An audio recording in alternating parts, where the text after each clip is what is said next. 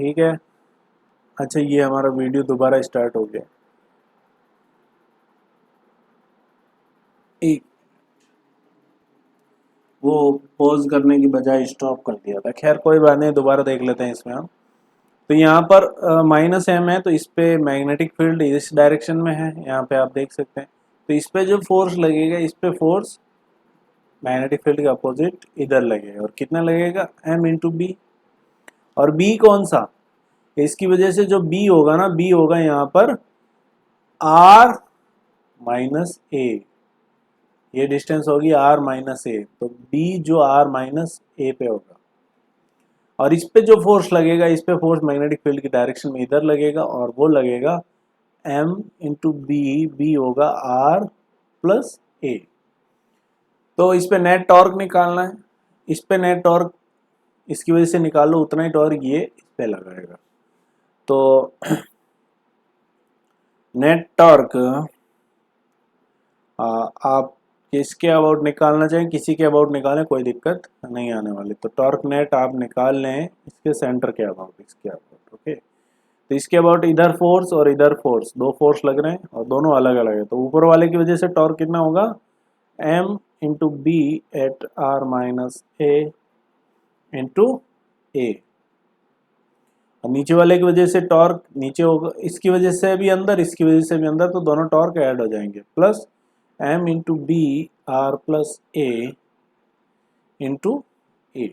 Okay, तो आप दोनों में से m a कॉमन ले लें, और b एट r माइनस ए। अब r माइनस ए पे मैग्नेटिक फील्ड कितना होगा, तो हम जानते हैं कि शॉर्ट मैग्नेट की वजह से मैग्नेटिक फील्ड कितना होता है,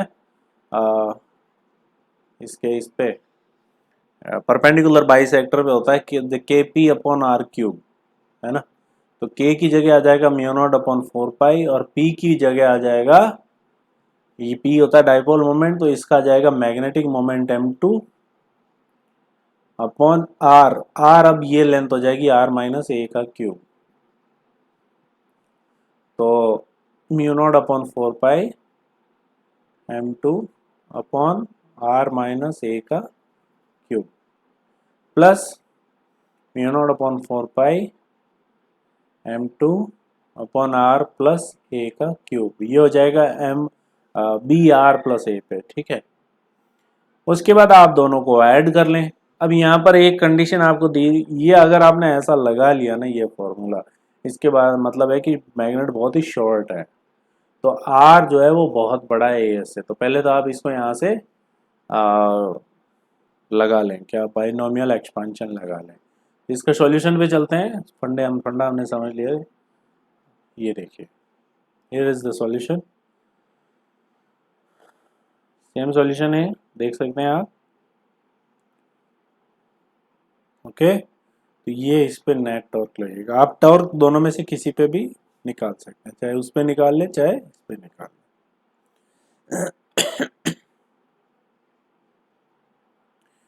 अब आते हैं अपन एलिमेंट ऑफ अर्थ्स मैग्नेटिज्म। अर्थ के मैग्नेटिज्म में क्या क्या एलिमेंट होते हैं, क्या क्या चीजें होती है, तो वो देखते हैं अपन, ठीक है।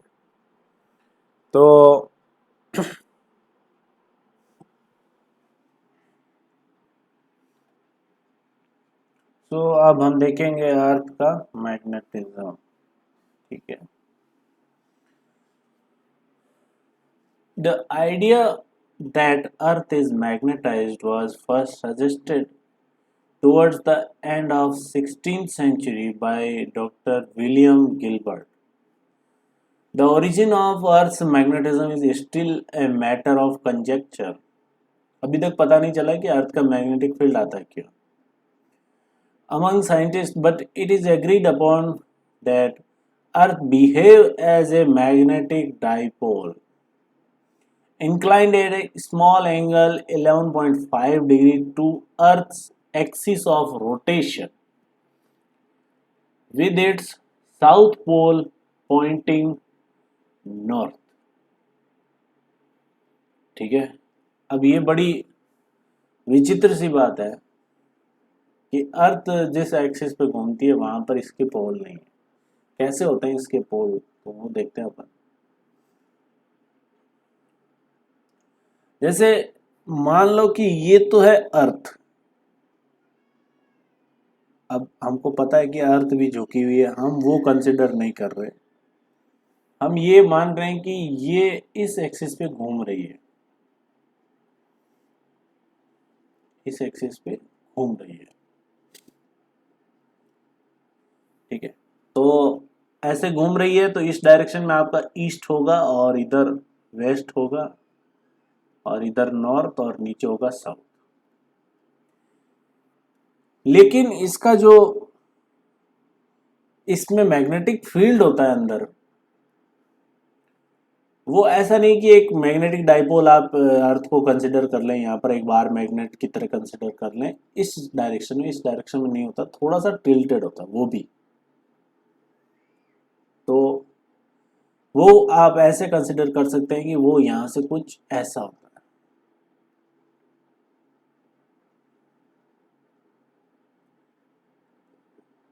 ठीक है, ये एंगल 11.5 डिग्री होता है।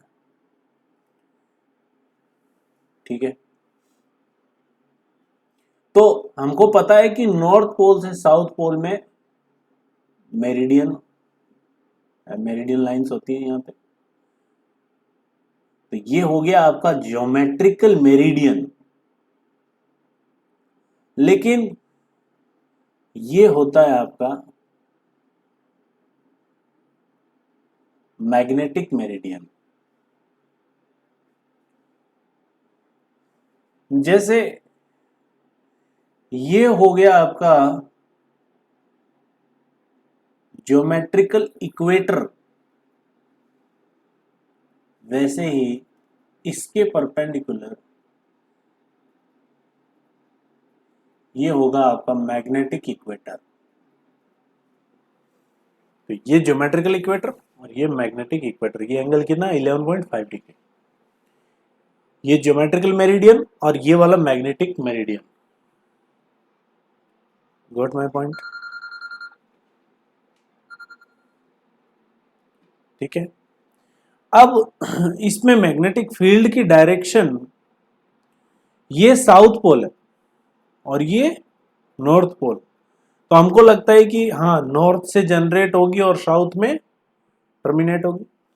नहीं, यहां पर फील्ड लाइंस इस यहां से जनरेट होती हैं ऐसे, और ऐसे टर्मिनेट होती है।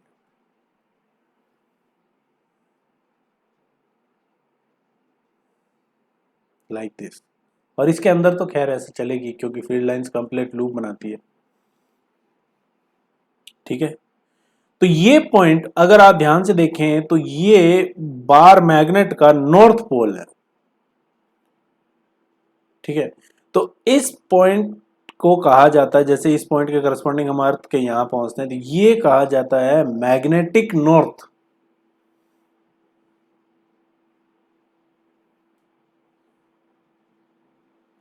और ये यहां पर फील्ड लाइंस अंदर एंटर हो रही है, तो ये हो गया साउथ। ये पॉइंट क्या कहला जाएगा? Magnetic south.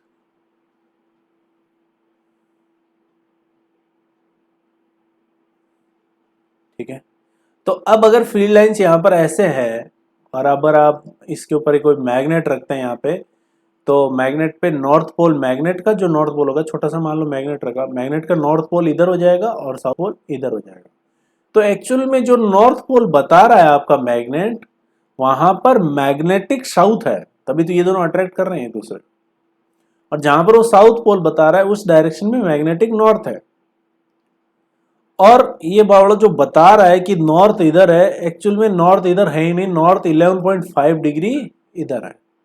तो ये एरर भी रहती है कंपास में, और ये एरर कैलिब्रेट भी की जाती है अच्छे से। ठीक है, तो इस प्रकार से ये अर्थ का मैग्नेटिक फील्ड होता है, और डिटेल में चर्चा करते हैं हम आगे। तो आप देख सकते हैं अब यहाँ पर 11.5 degree to earth axis of rotation with its south pole pointing towards north. तो ये मैग्नेट का साउथ पोल है और ये किधर पॉइंट कर रहा है? नॉर्थ की तरफ। अब 11 डिग्री बहुत कम होता है, तो हम लगभग मान लेते हैं कि नॉर्थ आपका इसी डायरेक्शन में यही कहीं। The lines of force of Earth's magnetic field shown in figure are parallel to Earth's surface। ये अर्थ की सरफेस के पास से जो लाइंस निकलेगी वो एकदम पैरेलल होती है अर्थ के साथ, ठीक है। Near the equator and perpendicular to near the पोल।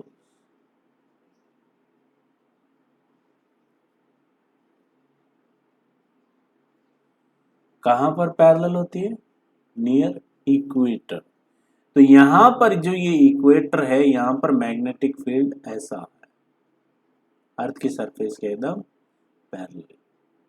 और जो पोल पे ये मैग्नेटिक फील्ड आपका लगभग इस डायरेक्शन में हो जाएगा और सरफेस ऐसी है, तो ये एंगल होगा 90 डिग्री।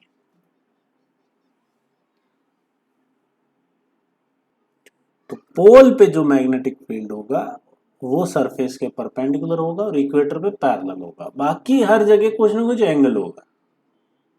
अब कुछ कुछ टर्म्स है। Magnetic meridian at a place is not a line but a vertical plane passing through axis of freely suspended magnet। तो ये जैसे आपका मैग्नेट है, इससे पास होता हुआ एक प्लेन, वो हो जाएगा मैग्नेटिक मेरिडियन। ऐसे बहुत सारे प्लेन हो सकते हैं, केवल एक ही प्लेन नहीं, हजारों प्लेन ऐसे बन सकते हैं, है ना। जैसे ये आपका अर्थ है और इसमें ये इसका अर्थ का मैग्नेट है, तो इस मैग्नेट की ये कोई एक एक्सिस होगी, उस एक्सिस से ये कोई प्लेन पास कर रहा होगा। तो आप अगर इधर से देखोगे तो इधर से भी एक प्लेन ऐसे पास होगा, तो वो प्लेन क्या कहलाता है? मैग्नेटिक मेरिडियन, ठीक है।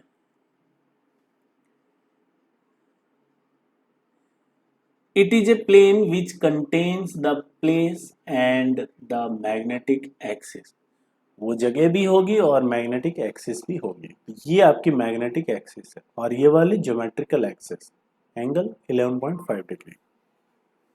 ज्योग्राफिकल मेरिडियन या geometrical meridian at a place is a vertical plane which passes through line joining the geographical north and south. It is a plane contains place and earth axis of rotation, ठीक है। Magnetic equator, it is a great circle, a circle with the center at Earth's center on Earth's surface which is perpendicular to magnetic axis। तो उसके ऊपर northern hemisphere, south में southern hemisphere.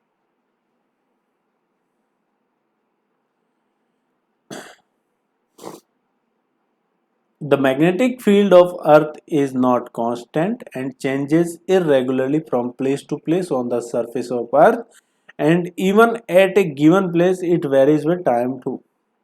हाँ, अर्थ का magnetic field constant नहीं है। ऐसा नहीं है कि आपने कैलकुलेट कर लिया यहाँ पर इतना है तो ऐसा ही यहाँ पर इतना होगा, आपकी कैलकुलेशन के हिसाब से नहीं।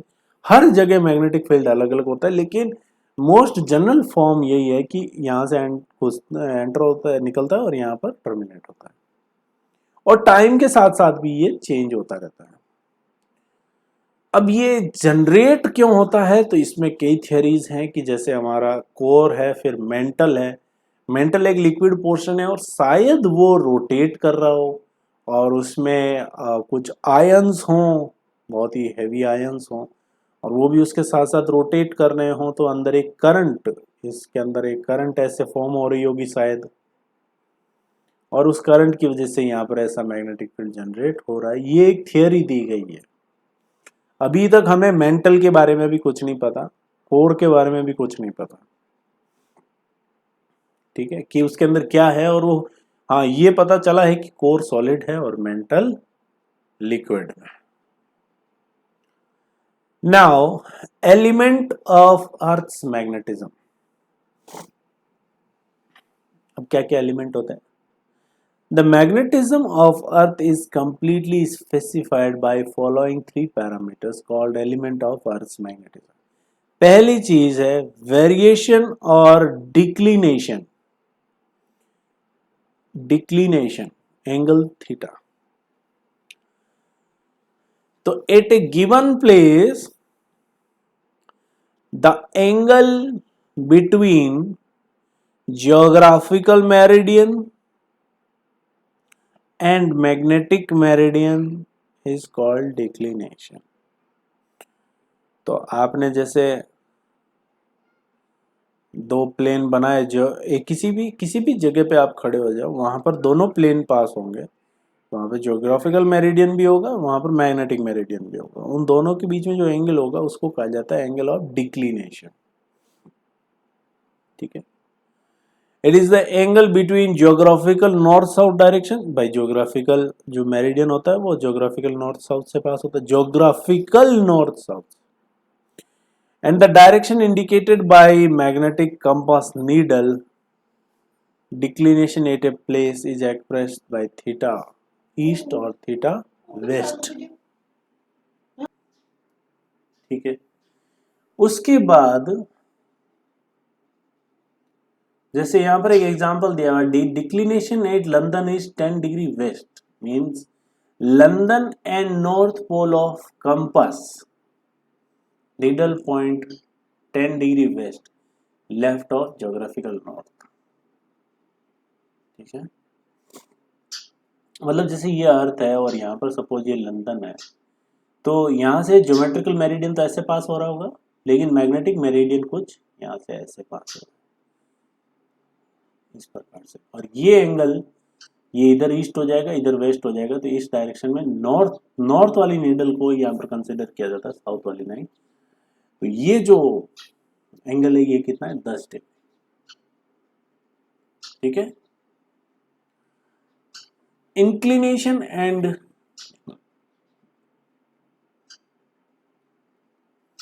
Angle of dip phi. Inclination कह दो तो एंगल ऑफ डिप फाई कह दो, डिक्लिनेशन कह दो चाहे आप वेरिएशन कह दो। ये क्या है, अब जैसे मैंने पहले बताया था कि अर्थ की सरफेस पे जो मैग्नेटिक फील्ड होता है वो इक्वेटर पे, और वो भी मैग्नेटिक इक्वेटर पे पैरेलल होता है, पोल पे सरफेस के परपेंडिकुलर होता है,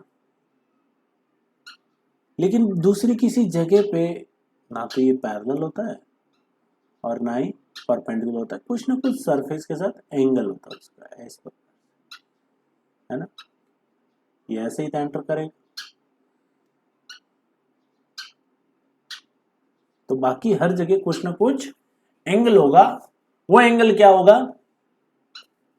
तो जैसे ये पहली बात तो आप मैग्नेटिक मेरिडियन में बात कर रहे हैं सब, ये मैग्नेटिक मेरिडियन है, तो आपका जो देखो नेट मैग्नेटिक फील्ड होगा ना, मैग्नेटिक मेरिडियन भी होगा।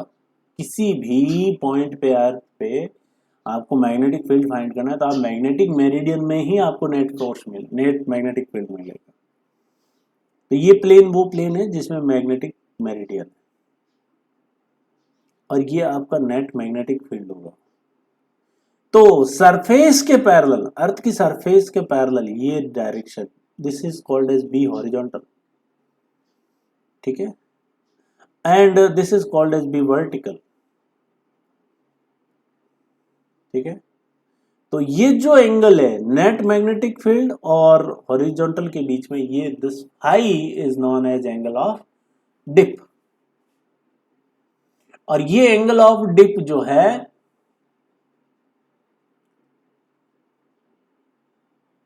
इक्वेटर पे 0 होगा और नॉर्थ पोल पे 90 डिग्री होगा। ठीक है, जैसे angle of dip at Delhi is 42 degree, मतलब दिल्ली की अगर आप मैग्नेटिक मेरिडियन में आप एक प्लेन लें और वहां पर आप नेट मैग्नेटिक फील्ड जो होगा वो ग्राउंड की सरफेस के 42 डिग्री पे होगा, ये सरफेस होगी ग्राउंड, है ना। तो यहां पर दो कंपोनेंट हो जाते हैं, एक तो अर्थ के पैरेलल हॉरिजॉन्टल कंपोनेंट और एक वर्टिकल कंपोनेंट। तो हॉरिजॉन्टल कंपोनेंट क्या हो जाएगा, b1 इंटू कॉस फाई, तो ये फॉर्मूले आपको याद रखना है, और B vertical B1 into sine five. तो इस पे बहुत सारे क्वेश्चन पूछे जाते हैं। अब यहाँ पर इधर नेट मैग्नेटिक फील्ड है, तो आप कभी भी नोटिस करना इस चीज को कि आप एक बार मैग्नेट को एकदम बीच में से लटका के छोड़ना, वो नॉर्थ की तरफ तो पॉइंट करेगा ही, इसके साथ साथ कुछ ऐसे भी टिल्टेड रहता है, हमेशा सरफेस के एकदम पैरेलल नहीं रहता। और दिल्ली में जाओगे तो ये एंगल 42 डिग्री होगा। ठीक है, तो ये था आज का सेशन, और अब थोड़ा बहुत इस पे भी क्वेश्चन करेंगे नेक्स्ट क्लास में। तब तक के लिए बाय बाय, मिलते हैं हम नेक्स्ट क्लास में।